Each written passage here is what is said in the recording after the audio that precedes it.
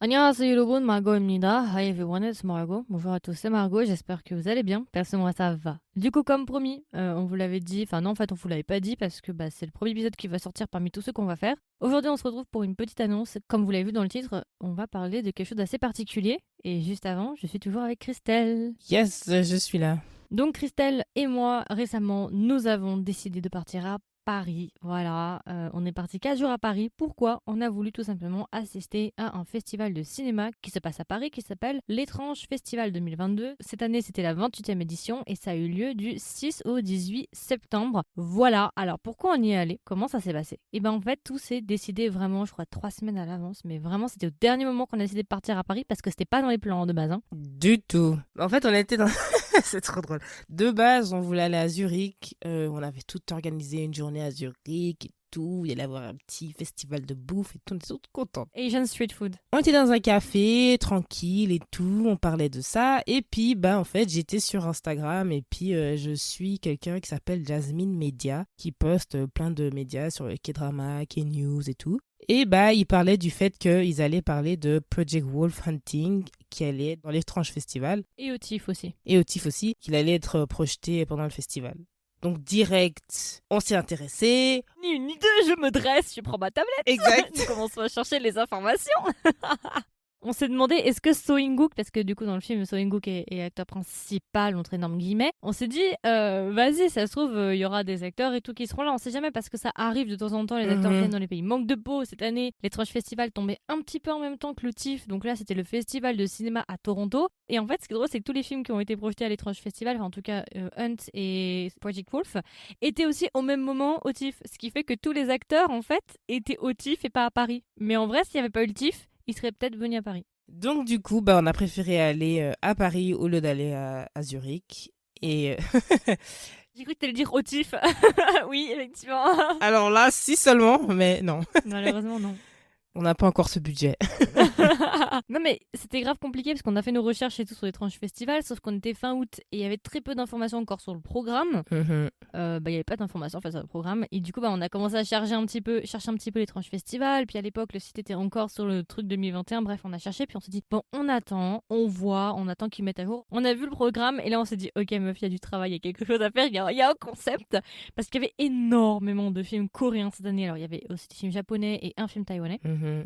Mais il y avait énormément de films coréens, si vous voulez, on peut vous les donner. Alors cette année, il y avait The Wound-Ups. Pour ceux qui connaissent pas, c'est The Outlaws 2. C'est le deuxième film dessus, qui était le film d'ouverture. Il y avait Alienoid, qui était du coup la séance de clôture, très connue en Corée du Sud. Moi, personnellement, j'ai pas trop apprécié le film, du coup, on n'est pas allé le voir. Il y avait Project Wolf, Spirit Walker, on n'est pas allé le voir. Project Wolf, on est allé le voir. Life for Cell, qui était taïwanais, on est allé le voir. Hunt, qui était à Cannes en 2022, on est allé le voir. Il y avait Hot Blooded qu'on n'a pas pu voir, et c'est un peu près tout, je crois, pour les films en tout. Bon, après, il y avait plein d'autres films, bien évidemment, d'autres nationalités, mais nous, ça nous intéresse pas des masses. Vous voyez, on était principalement venus pour ça.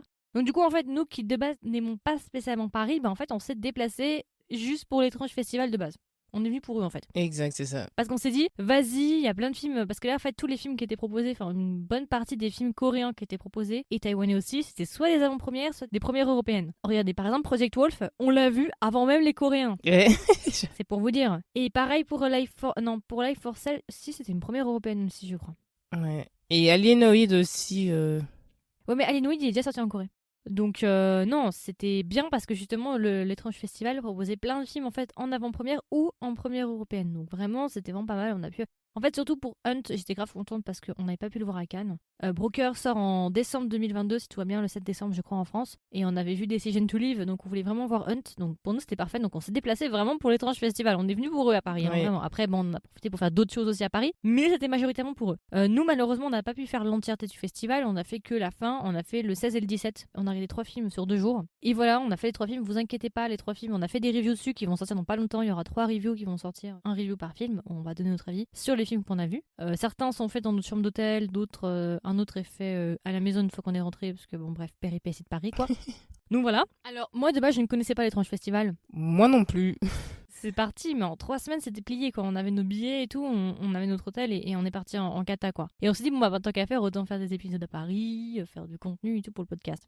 Alors, on a pas mal parlé un petit peu du festival de toute façon dans chacun des épisodes qu'on a fait. Majoritairement, moi je suis assez satisfaite du festival, c'était une bonne surprise. On n'a pas fait l'entièreté donc on peut pas totalement dire, mais on a fait 2 jours, en tout cas on a fait la fin du festival. C'était plutôt bien. On va commencer par les points positifs de notre expérience. Alors, ce qui est bien, c'est qu'il y avait des tarifs réduits pour les moins de 26 ans. Si je dis pas bêtise, donc ça c'était bien. En règle générale, sinon les gens étaient super sympas, l'ambiance était plutôt bonne. La salle était géante, c'était vraiment une très très grande salle. Alors franchement la salle était grave bien. Au niveau du son et tout, tu vois par exemple il y a pas longtemps on allait voir Everything Everywhere All at Once au pâté de Balexer là. Et bah je trouve tu vois que la qualité sonore et tout était beaucoup plus agréable à l'étrange festival que dans le grand pâté de chez Balexer. Ouais, cette salle, malheureusement, c'est pas la meilleure dans le pâté.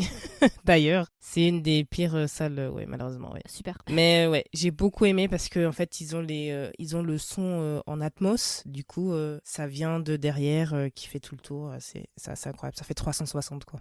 Mon seul problème qu'on a eu dans le festival, c'est les gens grands. Ouais. Il faut trouver une solution. C'est soit on les interdit du festival. il faut... Soit ils doivent se mettre plus près. Il y a un petit souci avec qu'on a constaté. Alors, en fait, ça peut paraître anodin, mais en fait, ça a un impact sur l'expérience globale en fait du festival. Dans le sens où le problème, c'est qu'en fait, malheureusement, les écarts entre les sièges d'un étage à l'autre sont pas assez grands. Ce qui fait que quand une personne est très grande et se met devant toi, tu vois pas tout le bas de l'écran et ça pose beaucoup de problèmes quand c'est un film sous-titré. Et la plupart, c'est des films sous-titrés. Ouais, c'était tous des films sous-titrés, ceux qu'on a vus. Certains étaient coréens, donc heureusement je comprenais coréen, ça pouvait aller. Mais le problème, c'est que très souvent, il y avait toujours quelqu'un devant moi qui, genre, était hyper grand, mais vraiment, je voyais rien. Et du coup, je passais pendant les 3 films sur les 3, je crois, si je dis pas bêtise. J'ai dû passer l'entièreté de chacune des séances de travers sur le côté, parce que sur le siège d'à côté, il y avait personne, donc pour justement avoir de l'espace pour pouvoir lire les sous-titres. Je passais les 3 quarts du temps d'un côté ou de l'autre à me pencher pour essayer de lire les sous-titres. Donc ça, c'est pas optimal. La salle est bonne, sauf pour ça. Et pourtant, on était au fond. On était tout derrière. C'est-à-dire que quand t'es au fond, forcément t'es plus haut, donc t'es censé voir l'entièreté de l'écran, encore mieux. T'es censé voir le bas, c'est bien. Bah, manque de peau, non, quand t'as des gens hyper grands devant toi. Mais sinon, qualité des sièges, qualité de l'écran, qualité du son, franchement, t'es immergé dedans, t'as vraiment l'impression que c'est autour de toi, franchement. Ah oui, t'étais très bien, ouais. Vous avez géré pour l'agencement de la salle en règle générale, pourtant j'en ai vu des salles de cinéma, je pense que c'est une des meilleures dans laquelle j'ai été.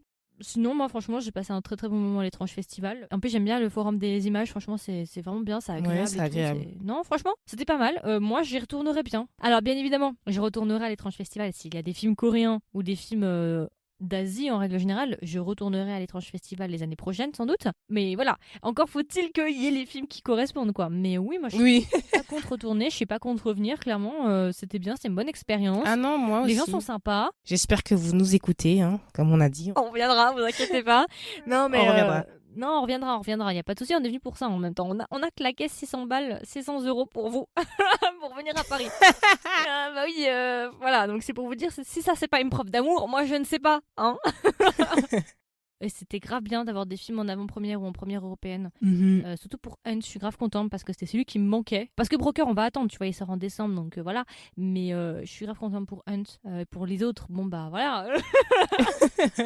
Mais non, franchement, on vous le recommande si l'année prochaine vous voulez y aller. Bon, après, ça dépend de ce que vous aimez, bien sûr, mais il y avait de tout, hein, c'était assez varié. Oui, c'était varié. Par contre, j'ai appris cette année que c'était exceptionnel en fait. C'était visiblement assez exceptionnel, c'était pas le cas les années précédentes parce qu'il y avait une personne dans l'équipe et tout qui avait un petit peu proposé justement des films. Donc j'espère que l'étrange festival va rester sur cette cadence-là et va nous proposer les années suivantes d'autres films d'Asie, surtout coréens. Après, vous pouvez nous donner aussi taïwanais, thaïlandais. Taïwanais, ils sont bien généralement. Bon, là, c'est une exception cette année. Généralement, mais oui, là, c'était... On a eu un mauvais cru. J'espère que l'étrange festival va continuer sur cette cadence-là et nous proposer plus de films du côté plutôt de l'Asie et pas que justement de l'Europe et des États-Unis. Ça fait du bien aussi de voir autre chose.